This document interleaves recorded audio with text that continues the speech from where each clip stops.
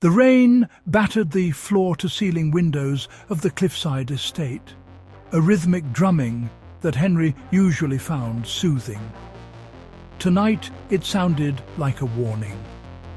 Inside, the fire crackled, casting long, dancing shadows across the room where 6 lives were knotted together, about to pull tight and snap.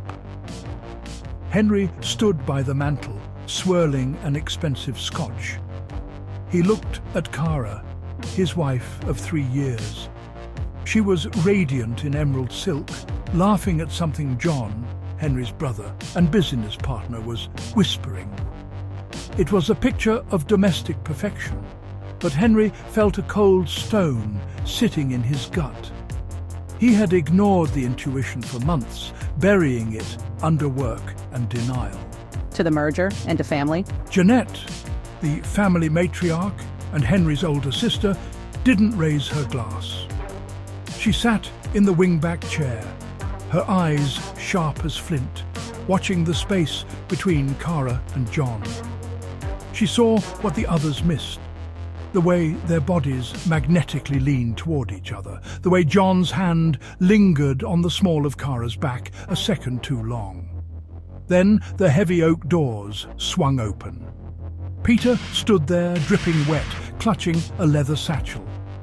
Peter was the family lawyer, the keeper of secrets, and usually the most composed man in the room.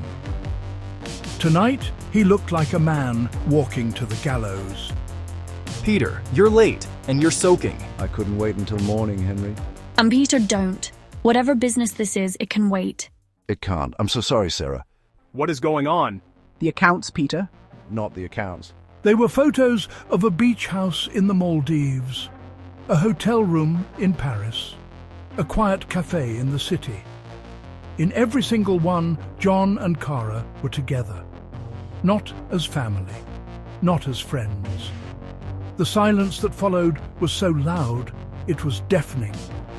It sucked the air out of the room. John, you said you were in Tokyo for business? John didn't answer. He was looking at Henry. Henry walked to the table. He didn't scream. He didn't throw a punch.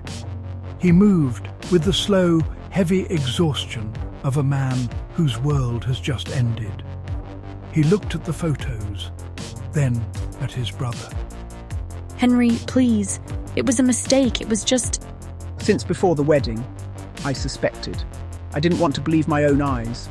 But you two, you are careless with your cruelty. I love him. I've always loved him, but he didn't have the money, Henry. You did.